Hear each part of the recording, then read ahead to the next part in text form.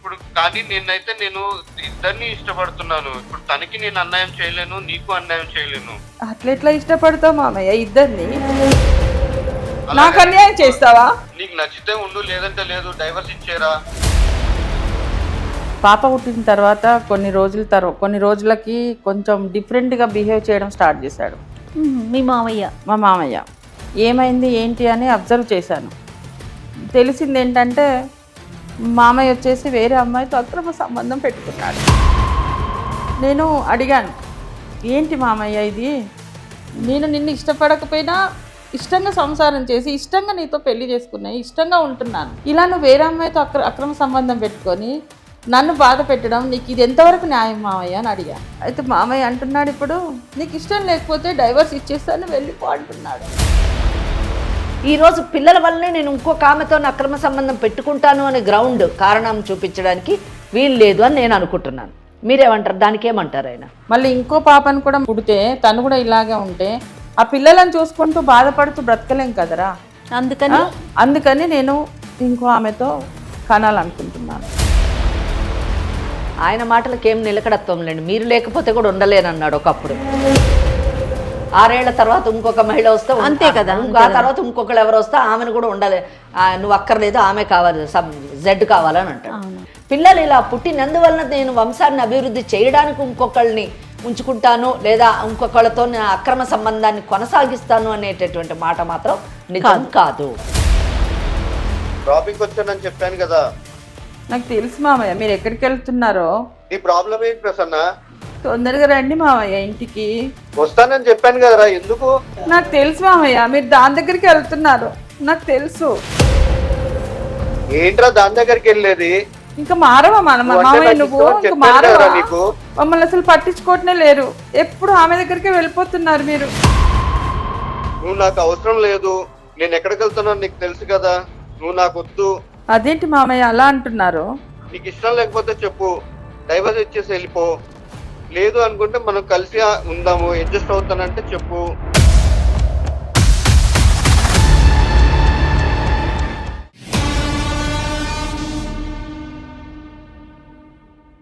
కాళ్లలో నొప్పి, నరాల వాపు వంటి లక్షణాలతో బాధపడుతున్నారా? వెరికోస్ వెయిన్స్ లో అత్యాధునిక చికిత్స Avis vascular centre. AVC hospital సమర్పించు లీగల్ అడ్వైస్ కార్యక్రమానికి స్వాగతం. నాతో పాటు అడ్వకేట్ వెంకటేశ్వర గారు ఉన్నారు. అమ్మ నమస్తే. నమస్తే అండి. అమ్మ ప్రసన్న అని ఒక ఆవిడ మన దాకా వచ్చారమ్మా.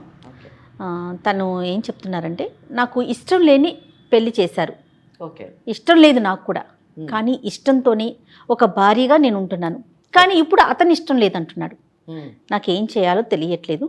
సో లీగల్ అడ్వైస్ కార్యక్రమం ద్వారా నేను మీతో మాట్లాడతాను, మీతో ముఖ్యంగా అడ్వకేట్ మేడంతో నేను మాట్లాడతాను. నాకు ఆ మేడం యొక్క సలహా కావాలనేసి అడుగుతా ఉన్నారు. ఓకే, మరి పలకరించేద్దాం. నమస్తే అమ్మ ప్రసన్న గారు. నమస్తే అండి. మేడం వెంకటేశ్వరి గారు. నమస్తే. చెప్పండి ప్రసన్న గారు. అమ్మ నా పేరు ప్రసన్న, నా హస్బెండ్ పేరు వచ్చేసి సత్యనారాయణ, మాది ఖమ్మం అండి. ఓకే. అమ్మ నాన్నల బలవంతం మీద మేనమామనే పెళ్లి చేసుకున్నాను.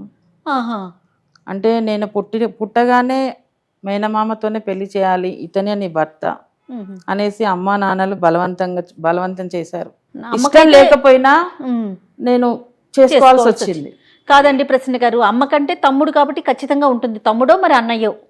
నాన్నగారు కూడా అదే పరిస్థితా? మీ నాన్నగారు కూడా? నాన్న కూడా అదే పరిస్థితి. అమ్మా నేను సాఫ్ట్వేర్ ఎంప్లాయీని. నా హస్బెండ్ చదవలేదు. వాళ్ళ ఇష్ట ప్రకారం నేను మా మామయ్యని పెళ్లి చేసుకున్నాను. అంటే దీనికి కారణం కేవలం మీరు వాళ్ళతో పాటు ఇంట్లో ఉండిపోతారనేనా? వాళ్ళ కళ్ళ ముందే ఉంటారనే, లేకపోతే కట్న కానుకలు ఇచ్చుకోలేము, బయట వేరే సంబంధం తెచ్చి చేయలేము, ఇలాంటి కారణాలు ఉన్నాయా మీ పేరెంట్స్? లేదండి, అంటే నాన్న అమ్మ వాళ్ళు కొంచెం పూరైనా పర్వాలేదు, నా కూతురు నా కళ్ళ ముందు ఉంటుంది అన్నట్టుగా వాళ్ళు మామయ్యకి ఇచ్చి పెళ్లి చేశారు. మామయ్యతో కూడా మాట్లాడాను, చెప్పాను, ఇష్టం లేదు, వద్దు మామయ్య మనం పెళ్లి చేసుకోవద్దు అంటే తను కూడా చిన్నప్పటి నుంచి నువ్వే నా భార్యవా అనుకున్నాను, అందుకే పెళ్లి చేసుకుంటున్నాను అని అంటే ఇంకా ఇంతమందిని బాధ పెట్టి నేను కాదు అంటే అందరూ బాధపడతారు. అందుకే నా ఇష్టాన్ని వదులుకొని నేను వాళ్ళ కోసం పెళ్లి చేసుకున్నాను. కానీ మేడం ఇష్టంతో సంసారం చేశాను. నా హస్బెండ్ అంటే ఇప్పటికీ నాకు ప్రాణం. సంతోషం. ఎందుకంటే మేనమామే కదమ్మా. మేనమామే చాలా బాగా చూసుకుంటాడు. మీరు చిన్నపిల్లే కదా నిజంగా. నా మామయ్య చేతిలో నేను చిన్నపిల్లని. అతనికి మీకు ఏజ్ డిఫరెన్స్ కూడా చాలా ఉందండి. ఎంత ఉంటదండి? 6 years. పెద్ద గ్యాప్ అని అనుకోవటానికి లేదు. అంటే యూజువల్లీ ఏంటంటే అమ్మ తమ్ముడు అంటే కొంచెం ఏజ్ డిఫరెన్స్ ఎక్కువ ఉంటది అని మనం అనుకుంటూ ఉంటాము. అదేలే. అంటే మేబీ వాళ్ళ మదర్ కి తమ్ముడు చాలా లేట్ గా పుట్టినట్టున్నాడు.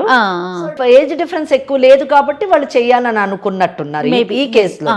ఈ కేసు మటుకు చెప్పండి అమ్మా. 2 years తర్వాత ఒక పాప పుట్టింది. ఓకే. తను హ్యాండిక్రాఫ్ట్. ఇంకా అది ఒక బాధ ఎక్కువ. ఎందుకంటే ఒకటి జయ, ఇక్కడ హ్యాండిక్యాప్డ్ అని చెప్పగానే నేను పెద్ద ఏమి షాక్ కాలేదు. ఎందుకంటే మేనమామని చేసుకోవడం వల్ల వచ్చేటటువంటి మెడికల్ ప్రాబ్లమ్స్లోని ఇదొక ప్రాబ్లం. ఇక్కడ మీరు గమనించండి, ఆ అమ్మాయికి ఇష్టం లేకపోయినా పెళ్లి చేసుకుంది కాబట్టి ఆ మేనమామ దానికి తగ్గట్టుగానే మంచిగానే చూసుకున్నాడు, పసిపాపలా చూసుకున్నాడని చెప్తుంది. 2 ఏళ్ల తర్వాత వీళ్ళకి ఒక పాప కూడా పుట్టింది. ఆ పాప అన్ఫార్చునేట్లీ హ్యాండిక్యాప్డ్ కావడం ఇక్కడ నుంచి నిజం చెప్పాలంటే tragedy in the life start అయ్యింది. లెట్స్ సీ అసలు ఏంటి పరిస్థితి. తర్వాత ఏమైందండి? పాప పుట్టిన తర్వాత కొన్ని రోజులకి కొంచెం డిఫరెంట్గా బిహేవ్ చేయడం స్టార్ట్ చేశాడు మా మామయ్య. ఏమైంది ఏంటి అని అబ్జర్వ్ చేశాను. తెలిసింది ఏంటంటే మామయ్య వచ్చేసి వేరే అమ్మాయితో అక్రమ సంబంధం పెట్టుకున్నాడు. నేను అడిగాను, ఏంటి మామయ్య ఇది? నేను నిన్ను ఇష్టపడకపోయినా ఇష్టంగా సంసారం చేసి ఇష్టంగా నీతో పెళ్లి చేసుకున్నాయి, ఇష్టంగా ఉంటున్నాను. ఇలా నువ్వు వేరే అమ్మాయితో అక్రమ సంబంధం పెట్టుకొని నన్ను బాధ పెట్టడం నీకు ఇది ఎంతవరకు న్యాయం మామయ్య అని అడిగాను. నీకు ఇష్టం లేకపోతే డైవర్స్ ఇచ్చేస్తాను వెళ్ళిపో అంటున్నాడు. అంటే డైవర్స్ ఇవ్వడానికి ఆయన పెళ్లి చేసుకుంది. పాపకి ఏంటండి ప్రాబ్లము అంటే నాకు ఎగ్జాక్ట్ తెలియలేదు. తను నిలబడలేదు, పడుకొనే ఉంటుంది. డాక్టర్లు ఏం చెప్పారండి చూపిస్తే కనుక? డాక్టర్ ఇంకా ఇట్లాగే పడుకొనే ఉంటుంది, తనలో ఎదుగుదల లేదు, మేనరిక కారణంగా ఇలా పుట్టింది. అఫ్ కోర్స్ ఇంకా వేరే ఇంకో పుట్టినా కూడా అలాగే పుట్టొచ్చు అని అన్నారు. మా మామయ్య ఏం చేశాడు, నేను ఇంకో బిడ్డను కనాలి, నా వంశం పైకి రావాలంటే నాకు ఇంకో సంతానం కావాలి, సో నీతో నేను ఉంటే అట్లాగే పుడుతుంది ఇంకో పాప కూడా, అందుకే నేను ఆ అమ్మాయితో కనాలనుకుంటున్నాను, నీకు ఇష్టమైతే ముగ్గురం కలుసుందాం, లేదంటే నీకు డైవర్స్ ఇస్తాను వెళ్ళిపో. అంటే అవి సాఫ్ట్వేర్ అంటున్నారు కాబట్టి మీరు బీటెక్ చేస్తుంటారని నేను అనుకుంటున్నాను. మరి మీరు మ్యారేజ్కి ముందు అంటే చదువుకున్న వారు కాబట్టి, ముఖ్యంగా టెక్నాలజీ, సైన్స్ ఇవన్నీ కూడా బాగా తెలిసినటువంటి వారు కాబట్టి, మీరు మ్యారేజ్కి ముందు ఇలాగ మేనమామని పెళ్లి చేసుకుంటే పుట్టేటటువంటి పిల్లలు అవయవ లోపం కానివ్వండి, మానసిక లోపంతో కానివ్వండి పుట్టేటటువంటి అవకాశం ఉందని ఇటు మీరు తల్లిదండ్రులకు కానివ్వండి, మీరు మీ మేనమామకు కానివ్వండి మీరు చెప్పలేదా? అంటే ఆ అవేర్నెస్ మీరు తీసుకురాలేదా? చెప్పాను మేడం. ఓకే, అప్పుడేమన్నారు? మూఢనమ్మకం అన్నారు. మీ మ్యారేజ్ జరిగిన 2 ఏళ్ల తర్వాత ఒక పాప పుట్టిన తర్వాత ఈరోజు పిల్లల గురించి నేను ఇంకొక ఆమెతోనే అక్రమ సంబంధం పెట్టుకుంటాను, ఆమె ద్వారా వేరే పిల్లల్ని జన్మనివ్వడానికి ట్రై చేస్తాను అని చెప్తున్నారు. అది కూడా మన వంశాన్ని అభివృద్ధి చేయడానికి అని చెప్పి అంటున్నారు అని అన్నారు. వంశాన్ని అభివృద్ధి చేయడానికి మగపిల్లాడే పుడతాడని నమ్మకం లేదు, ఆడపిల్ల పుట్టొచ్చు. ఆ ఆడపిల్ల కూడా బయట వాళ్ళకైనా సక్రమంగా పుడతారో లేదో కూడా మనం చెప్పలేము. మరి ఇటువంటి పరిస్థితుల్లోని ఇటువంటి ఆ పిల్లలు పుడతారు అని మీరు కానీ అతనికి తెలియజేసి ఉంటే, నీ మూఢనమ్మకం అని తీసి పడేసినటువంటి వ్యక్తి ఈరోజు పిల్లల వల్లనే నేను ఇంకొక ఆమెతో అక్రమ సంబంధం పెట్టుకుంటాను అనే కారణం చూపించడానికి వీలు లేదు అని నేను అనుకుంటున్నాను. దానికి ఏమంటారు ఆయన? నేను కూడా అదే అడిగాను మేడం మామయ్యను. నేను ముందే చెప్పాను కదా మామయ్య అంటే, లేదు నువ్వంటే నాకు ఇష్టం, నేను పెళ్లి చేసుకున్నాను. కానీ నేను అది ఫస్ట్ అప్పుడు అనుకున్నాను ఇలా అవుతుందా అనుకున్నాను, కానీ జరిగింది. మళ్ళీ ఇంకో పాప పుడితే తను కూడా ఇలాగే ఉంటే ఆ పిల్లలను చూసుకుంటూ బాధపడుతూ బ్రతకలేం కదరా. అందుకని నేను ఇంకో ఆమెతో కనాలనుకుంటున్నాను. పెళ్ళి ఎంతకాలం అయిందండి? 7 years అయిందండి. అంటే పాప ఏజ్ ఆల్మోస్ట్ 2 years. 2 years అంటే పెళ్ళైన ఎంతకాలానికి పుట్టింది? పెళ్ళైనాక 4 years పుట్టింది. So almost 6 years, 7 years almost. So 4 years తర్వాత పుట్టింది. ఎందుకు 4 years మటుకు మీకు చిల్డ్రన్ లేరు?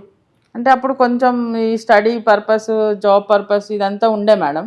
ఓకే, తొందరగా కూడా కాలే, అసలు మనకు పిల్లలు కూడా తొందరగా కాలేదు. అంటే ఈ 4 years అతని నుంచి మీకు ఎటువంటి ఇబ్బంది కలగలేదు? అంటే పిల్లలు పుట్టట్లేదని కానివ్వండి, లేదా నువ్వు ఈ చదువులోని దీంట్లోనే బిజీగా ఉన్నావు, నిన్ను పెళ్లి చేసుకుని లాభం లేదు అనేటటువంటి మాటలు కానివ్వండి, ఇటువంటి ఏమీ లేదు? లేదు, చాలా మంచివాడు. సో ఈ 4 years చాలా బాగున్నారు. ఎప్పుడైతే కొంచెం ఇబ్బందితో పాప పుట్టిందో అప్పటి నుంచి అతనిలో మార్పు మొదలైపోయింది. మరి మీ అమ్మగారి వాళ్ళకి, వాళ్ళ అక్కకి, బావకి వాళ్ళకి చెప్పారా మీరు ఈ విషయం? వాళ్ళ దాకా తీసుకెళ్లారా?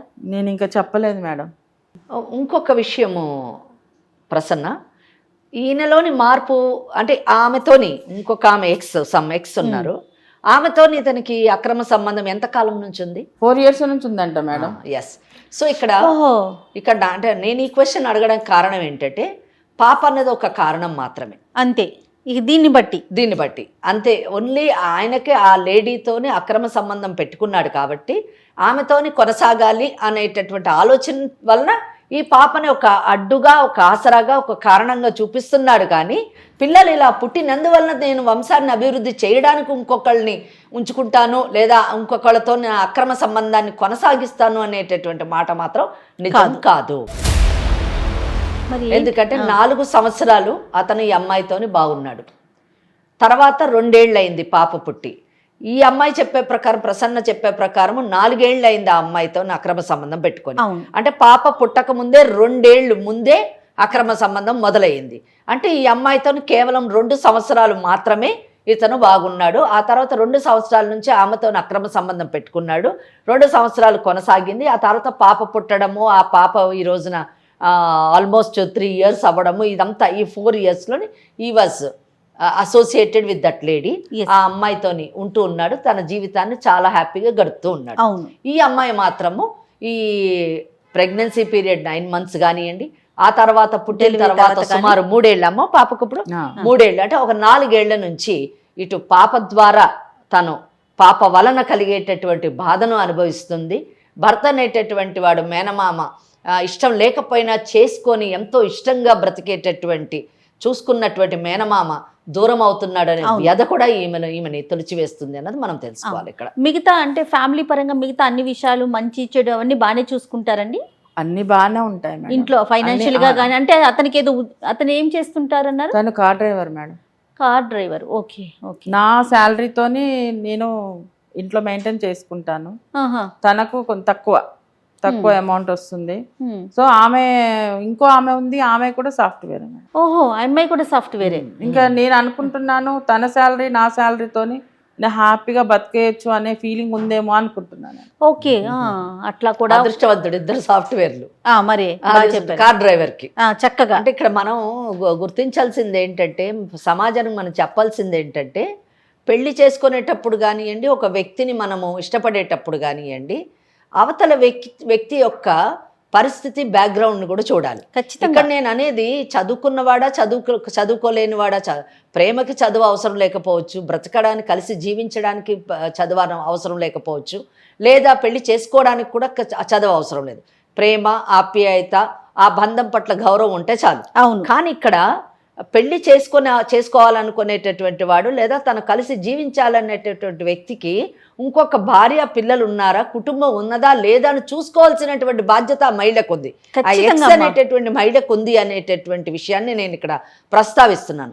ఎందుకు ప్రస్తావిస్తున్నానంటే, ఎందుకు ఖచ్చితంగా ప్రస్తావించాలనుకుంటున్నానంటే, ఆ అమ్మాయి ఏం చదువుకున్నటువంటి అమ్మాయి కాదు, చదువుకున్న అమ్మాయి మీరు అన్నట్టుగా సాఫ్ట్వేర్ ఇంజనీర్ అయ్యుండి ఇటువంటి వాడితో ఉండాల్సిన అవసరం ఆ అమ్మాయికి ఉందా? ఖచ్చితంగా. ఎందుకు తెలిసి అమ్మాయిలతో వాళ్ళ జీవితాల్ని పాడు చేసుకుంటున్నారు? చాలా బాగా. దేనికి అట్రాక్ట్ అవుతున్నారు వీళ్ళు? అశాశ్వతమైనటువంటి వాటికి, చిన్న వాటికి, అంటే విచ్ ఈస్ నాట్ పర్మనెంట్, అంటే which is not a soul relationship కాదు, అది ఫిజికల్ రిలేషన్ అట్రాక్షన్ కావచ్చు, ఫిజికల్ రిలేషన్షిప్ కావచ్చు. అటువంటి చిన్న విషయాలకి అట్రాక్ట్ అయ్యి వాళ్ళు బంగారు భవిష్యత్తుని వాళ్ళు పాడు చేసుకోవడమే కాకుండా వేరే వాళ్ళ కుటుంబాల్లోని చిచ్చు పెడుతున్నారు చూడండి. అది చాలా దురదృష్టకరమైనటువంటి విషయం. ఈవిడ ఒక మహిళ, ఈవిడ ఇబ్బంది పడుతోంది ఒక మహిళ వలన. తనకు పుట్టింది ఒక పాప, మహిళ, అంతే కదమ్మా. మహిళ శత్రువు అన్నట్టు చూడండి, ఒక మహిళ 2 మహిళల జీవితాలను పాడు చేయడము. వీళ్ళ తల్లి అంటే వాళ్ళ అక్క, ఆవిడ కూడా బాధపడుతుంది కదా, నా తమ్ముడిని ఇచ్చి చేశాను, నా తమ్ముడని నా కూతురు జీవితాన్ని పాడు చేశాను అని ఆమె కుమిలిపోతుంది నిజానికి. అది చాలా దురదృష్టకరమైనటువంటి విషయం ఈ కేసులోని. ఇప్పుడు ఈ కార్యక్రమం దాకా మీరు రావడానికి గల కారణం ఏంటి? మీరు ఏం ఎక్స్పెక్ట్ చేస్తున్నారు అసలు? నా హస్బెండ్ నాకు డైవర్స్ ఇస్తా అంటున్నాడు. ఓకే, నిజం చెప్పాలంటే నేను డైవర్స్ తీసుకోవడం నాకు ఇష్టం లేదు. అందుకే నేను మీ దగ్గరికి ఎందుకు వచ్చానంటే, నా హస్బెండ్ నాకు ఇప్పించండి, ఆమెను దూరం చేయండి. ఓకే, ఆమె లేకపోతే నేను ఉండలేను అంటున్నాడు మామయ్య. ఆయన మాటలకు ఏం నిలకడత్వం లేండి. మీరు లేకపోతే కూడా ఉండలేను అన్నాడు ఒకప్పుడు. 6 ఏళ్ల తర్వాత ఇంకొక మహిళ వస్తే అంతే కదా, ఆ తర్వాత ఇంకొకరు ఎవరు వస్తే ఆమెను కూడా ఉండలే, నువ్వు అక్కర్లేదు, ఆమె కావాలి, జెడ్ కావాలని అంటాడు. సో ఓకే, నిలకడ లేని మనస్తత్వం అది. నేను ఒక్క ప్రశ్న అడగాలనుకుంటున్నా, అంటే నా భర్త నాకు కావాలి అని మీరు అన్నారు, నా భర్తను నాకు ఇప్పించండి అని అన్నారు, ఆ మహిళని దూరం చేయండి అన్నారు. చాలా చక్కటి, నిజానికి చట్ట పరిధిలో ఉన్నటువంటి రిలీఫ్స్ మీరు అడిగారు. కానీ ఆ రిలీఫ్స్ని ఇప్పించే ముందు ఒక క్రూషియల్ పాయింట్ నేను అడగదలుచుకున్నాను.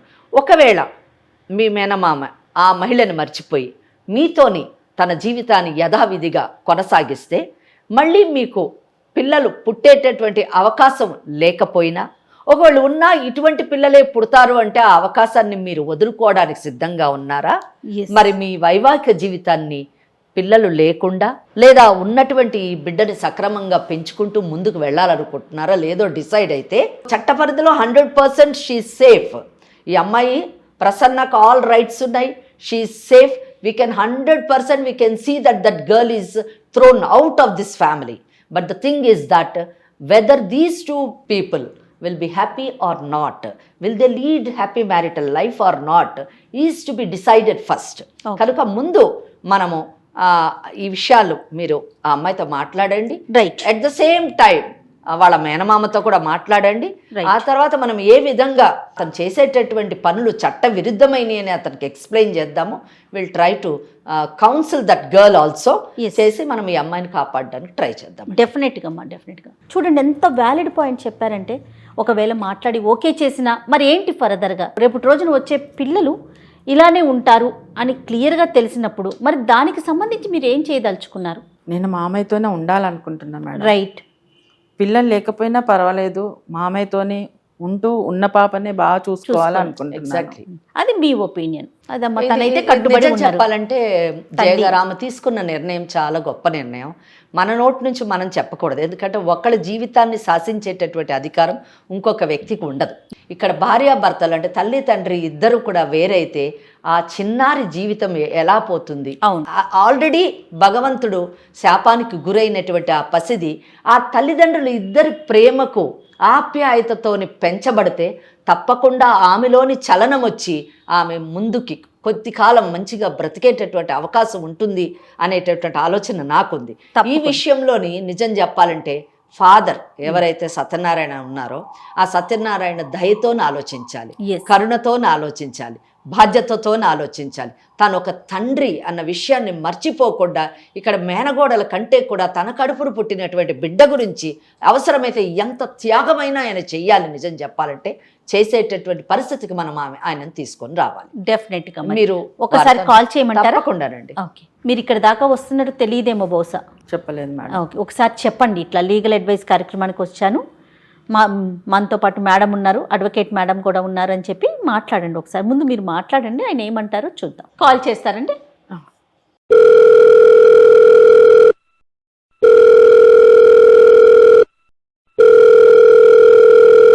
హలో.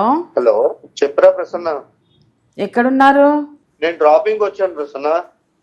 ఎప్పుడు వస్తారు మామయ్య ఇంటికి? నాకు లేట్ అవుతుందిరా. నాకు తెలుసు ఎక్కడికి వెళ్తున్నావో. డ్రాపింగ్ వచ్చానని చెప్పాను కదా. నాకు తెలుసు మామయ్య మీరు ఎక్కడికి వెళ్తున్నారో. నీ ప్రాబ్లం ఏంటి ప్రసన్న?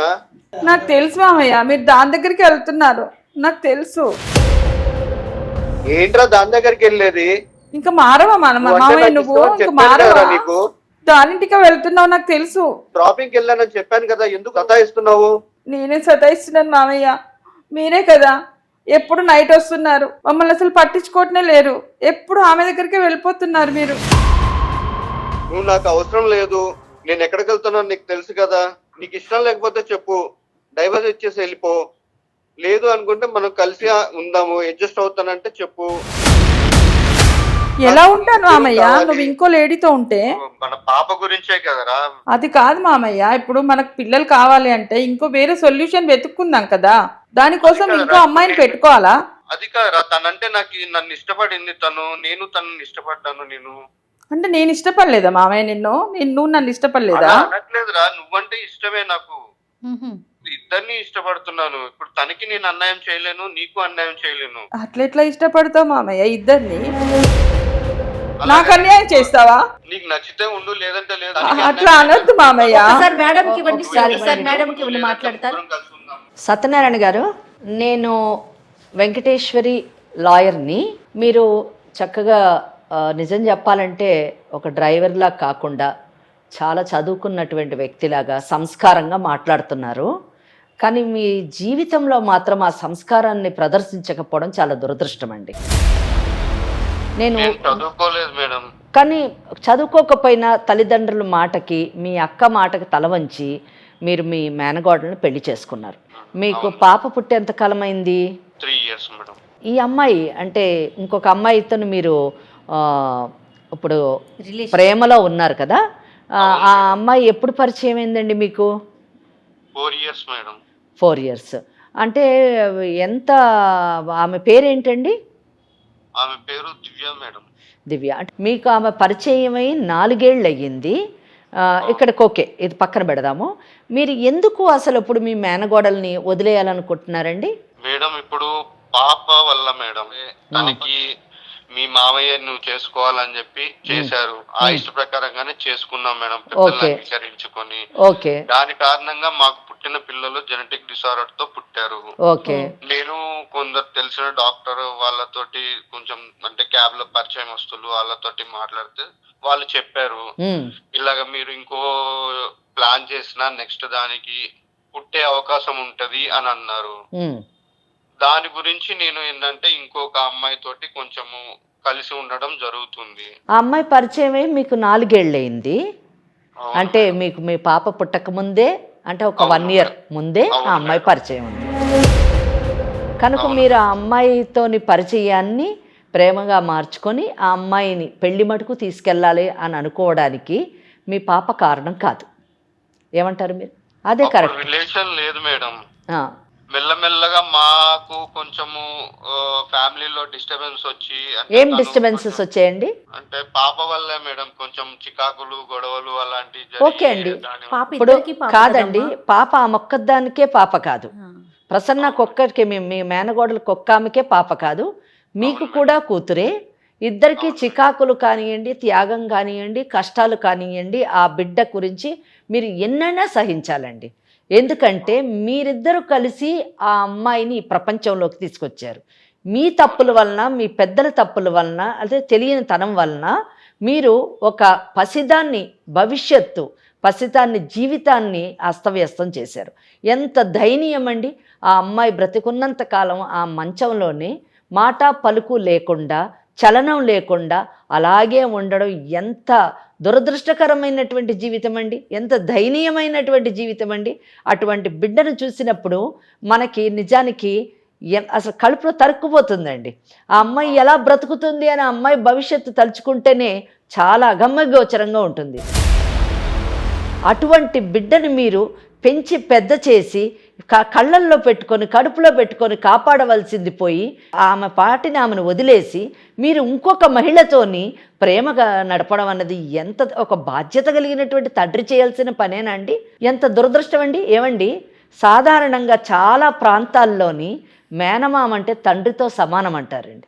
ఇక్కడ మీ తల్లిదండ్రులు అంటే మీ అక్క ఏవైనా కారణాలు కావచ్చు, వినండి, కారణాలు ఏమైనా కావచ్చు, తన బిడ్డని మీ చేతిలో పెట్టింది, మీరు బిడ్డగా చూసుకుంటారని. ప్రసన్న కూడా తను మాట్లాడినప్పుడు మా మావయ్య నన్ను కన్న బిడ్డలా చూసుకున్నాడు అని చెప్పింది. 2 సంవత్సరాల పాటు చక్కగా చూసుకున్నాడు అని చెప్పింది.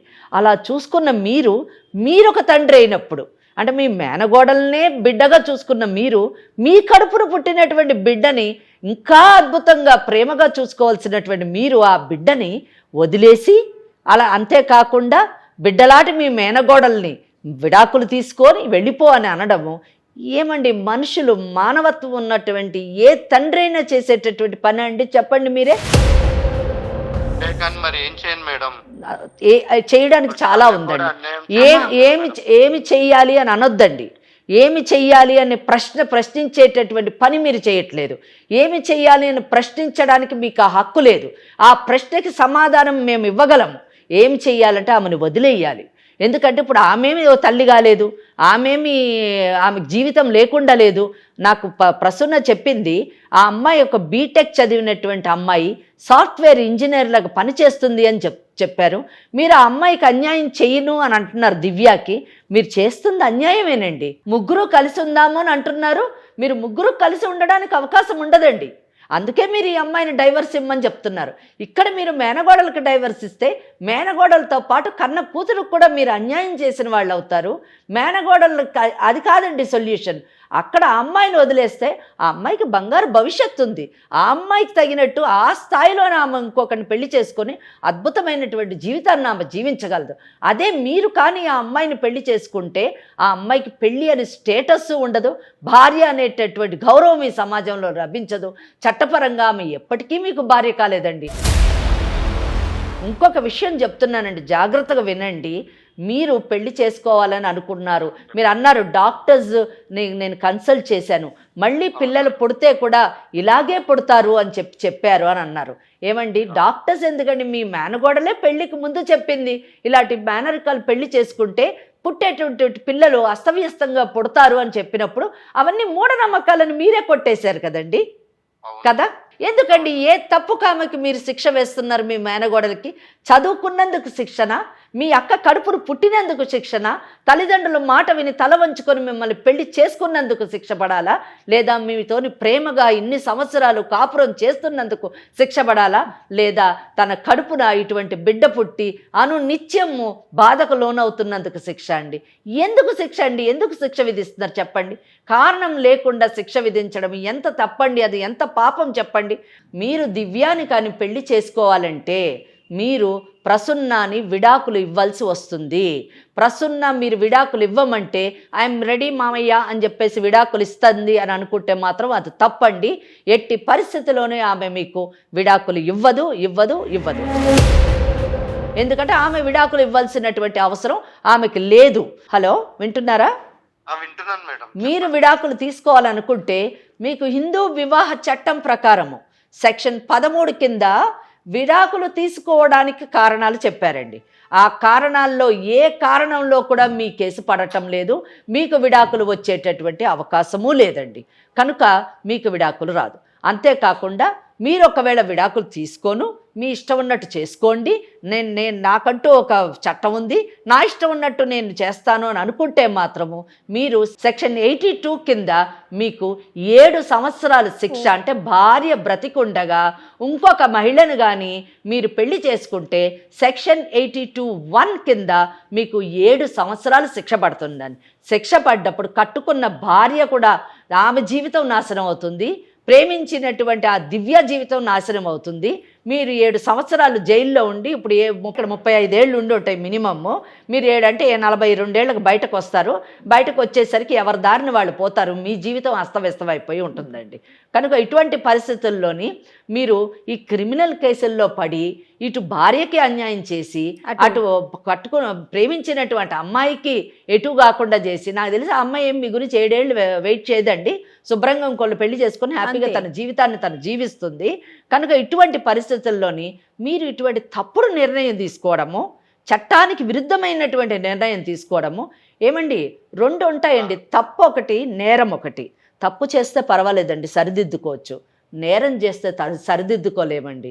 తప్పుకి శిక్ష మనమే వేసుకుంటాము, నేరానికి శిక్ష చట్టం వేస్తుందండి. అది చాలా కఠినంగా ఉంటుంది, దాన్ని తప్పించుకోవడం చాలా కష్టం. మళ్ళీ సెక్షన్ 82(2) కింద అంటే ఒకవేళ మీరు కానీ మీ భార్య ఉన్న సంగతి ఆ దివ్య నుంచి దాచి మీ పెళ్లి విషయం కూడా దాచిపెట్టి ఆ అమ్మాయిని మోసం చేసి పెళ్లి చేసుకుంటే ఆ అమ్మాయి కంప్లైంట్ వేస్తే 10 సంవత్సరాలు శిక్ష అండి. కనుక ఎందుకండి ఇన్ని శిక్షలు పడాల్సిన అవసరం మీకు లేదు. మీరు చాలా మంచి వ్యక్తి, నాకు తెలుసు, నాకు అర్థమవుతుంది. మీ భార్య చెప్పడమే కాదు, మీ మేనగోళ్ళు చెప్పడమే కాదు, మీ మాట ద్వారా నేను అర్థం చేసుకున్నాను. అన్నిటికంటే మీరు కూడా తల్లిదండ్రుల మాటను కాదనలేక, మీ అక్క మాటను కాదనలేక, తన కూతురు తన కళ్ళ ముందే ఉంటుందని ఆశించినటువంటి మీ అక్క కోరికని నెరవేర్చాలనేటటువంటి కోరికతో మీరు పెళ్లి చేసుకున్నారండి. ఎంత గొప్ప విషయం అండి. ఒక్కటే చెప్తున్నాను, మీరు ఇంత చక్కగా అడిగారు, నాకు చాలా సంతోషంగా ఉంది. 2 పిల్లలకి అంటే మీ మేనగోడలకి, మీ కడుపును పెట్టినటువంటి బిడ్డకి అన్యాయం చేయొద్దండి, ప్లీజ్ అన్యాయం చేయొద్దు. ఇంకొక అమ్మాయిని కూడా, ఆ అమ్మాయి జీవితం కూడా నాశనం చేయొద్దండి. ఎందుకంటే మీ మేనగోడలు బీటెక్ చదువుకున్నటువంటి మిమ్మల్ని పెళ్లి చేసుకొని తను సంపాదిస్తూ తను కాస్త కూస్తో ఆర్థికంగా మీ కుటుంబానికి సహకరిస్తూ మీ ఒక బిడ్డకి జన్మనిచ్చిందండి. ఆ బిడ్డకి మీ 2 కావాలండి. తండ్రి ఆలనా పాలన కావాలి, తల్లి ప్రేమ ఆప్యాయత కావాలండి. ఈ 4 ఆ అమ్మాయికి ఇవ్వండి. ఆ బిడ్డకి ఎలాగూ భగవంతుడు అన్యాయం చేశాడు, మీరు అన్యాయం చేయొద్దండి. మీరిద్దరూ కలిసి చక్కగా ఆ బిడ్డని పెంచుకోండి. నాకు అమ్మా నాన్న ఉన్నారు అనే ఒక తృప్తినన్నా ఆ బిడ్డకి మిగల్చండి. ఆ బిడ్డని కనీసం మానసికంగా మీ పెంపకంలోని చక్కగా పెరిగేటటువంటి అవకాశాన్ని కల్పించండి. దివ్య వేరే పెళ్లి చేసుకుంటుంది, అవసరమైతే దివ్యతో నేను మాట్లాడతాను. జయ గారు మంచి కౌన్సిలింగ్ చేస్తారావండి, పిలిచి మేమిద్దరం కూర్చొని మాట్లాడి ఆ అమ్మాయిని ఒప్పించి చక్కగా అమ్మాయి వేరే అబ్బాయిని పెళ్లి చేసుకొని సెటిల్ అయ్యేటట్టుగా మనము ఆమెలోని మార్పును తీసుకొని వద్దాం. ముందు మీరు మారండి ప్లీజ్. మీరు మీ భార్యతోని మీ బిడ్డతోని హ్యాపీగా బతకాలని మేము కోరుకుంటున్నాము. మీరు ఒక్కసారి మా దగ్గరికి రండి ప్లీజ్, రండి, ఒక్కసారి రండి. జయ మేడంని కలవండి, వారు చెప్తారు. మేము కూర్చొని మాట్లాడి సెటిల్ చేద్దాము చక్కగా, ఎవరికి గొడవ లేకుండా. అంటే మీరు ఆ అమ్మాయి ఏమన్నా దివ్య ఏమన్నా చేస్తుందని భయపడుతున్నారేమో, ఆ అమ్మాయికి మేము కౌన్సిలింగ్ చేస్తాము. ఆ అమ్మాయిని మనము అమ్మాయిని సెటిల్ అయ్యేటట్టు చేద్దామండి. చేసి మీ లైఫ్ మీరు please take care of your wife. మీ భార్య మీ బిడ్డని బాగా చూసుకోండి. జయ మేడంతో ఒక్కసారి మాట్లాడండి మీరు. ఆవిడ మీకు ఎలా రావాలి ఏంటి అన్ని విషయాలు చెప్తారు ఆవిడ. విన్నారుగా సత్యనారాయణ గారు, ఇంత చక్కగా కోపం లేకుండా, అంటే మీ ఇద్దరు కలిసి ఉండాలని ఒక మంచి ఉద్దేశంతో ఎంతో ఓపికతో మాట్లాడారు. దయచేసి ఆలోచించండి. నేను నా నెంబర్ షేర్ చేస్తాను, మీకు లొకేషన్ కూడా పెడతాను. ఒకసారి మేడంది, మన వెంకటేశ్వరి మేడంది మనం అపాయింట్మెంట్ తీసుకొని ఒకసారి కూర్చొని మాట్లాడుదురు కానీ, సరేనండి? రైట్. మీ వైఫ్తో, మీ మేనకోడలతో ఒకసారి మాట్లాడండి. రండి మామయ్య, రండి మామయ్య. రైట్ అమ్మా. మా వేదిక దాకా వచ్చినందుకు ఈ ప్రోగ్రామ్ లీగల్ అడ్వైజ్ అయి ఉండొచ్చు, బట్ చట్టం దాకా వెళ్లకుండా మ్యాక్సిమం సమస్యని ఇక్కడే పరిష్కారం చేసే దిశగానే మేడం ఆలోచిస్తారు. ఆ విధంగానే మనం చెప్పటం, అతను ఒప్పుకోవటం కూడాను. అతనిలో కూడా మంచితనం ఉందమ్మా. తను అంటే మీరు అన్నట్లుగా భయపడటం కానీ పక్కదారికి వెళ్ళటం కానీ అలా జరిగింది, చెప్పేవాళ్ళు లేక అలా కూడా నాకు అనిపించింది. తనతో మాట్లాడినప్పుడు మొదటే ఇటు వాళ్ళ అమ్మా నాన్నకి కానీ అటు వాళ్ళ అమ్మా నాన్నకి కానీ చెప్పినట్లయితే కాస్త ఏమైనా ఆలోచించేవాడు, లేకపోతే చట్టం ఈ విధంగా శిక్షలు ఉండే చట్టపరంగా తెలిసాక అతనిలో మార్పు వచ్చిందో. ఏది ఏమైనా సంతోషం కదా. అంటే జయ గారు, ఈ కేసులోని నేను ప్రత్యేకంగా చెప్పదలుచుకున్నది ఏంటంటే, మీరు చెప్పినవి అన్నీ కరెక్ట్. తల్లిదండ్రులు వీళ్ళందరూ పక్కన పెడితే, ఇక్కడ దివ్య అనేటటువంటి అమ్మాయిని చూసారా, ఆ అమ్మాయి లాంటి వాళ్ళకి అంటే ఈరోజు సమాజంలో చాలా మంది అనవసరంగా వాళ్ళ తెలియని తనంతో కానివ్వండి, ఏదో ఆశించి కానివ్వండి, ఇటువంటి పెళ్ళైనటువంటి మగవాళ్లతో ఒక బంధంలోకి మూడో వ్యక్తి ఎంటర్ అయ్యటంతోనే అక్కడే సమస్య మొదలవుతుంది కదా. సో అటువంటి వాళ్ళకి కూడా ఇక అవేర్నెస్ తీసుకురావడం చాలా అవసరము. ఆ పని ఈరోజు లీగల్ అడ్వైస్ చేయడము చాలా గొప్ప విషయం అండి. దీంతో ఏమవుతుందంటే, ఇటువంటి కార్యక్రమాల వలన, ఇటువంటి అవేర్నెస్ తీసుకురావడం వల్ల సమాజంలోని విచ్ఛిన్నం అవుతున్నటువంటి వివాహ వ్యవస్థ మళ్ళా పునర్జీవనం పొందుతుందని నేను ఆశిస్తున్నాను. తప్పకుండా అమ్మా, ఖచ్చితంగాను. థ్యాంక్ యూ సో మచ్ అమ్మా. నమస్తే. నమస్తే అమ్మా. కాళ్లలో నొప్పి, నరాల వాపు వంటి లక్షణాలతో బాధపడుతున్నారా? వెరికోస్ వెయిన్స్ లో అత్యాధునిక చికిత్స ఏవిస్ వాస్కులర్ సెంటర్.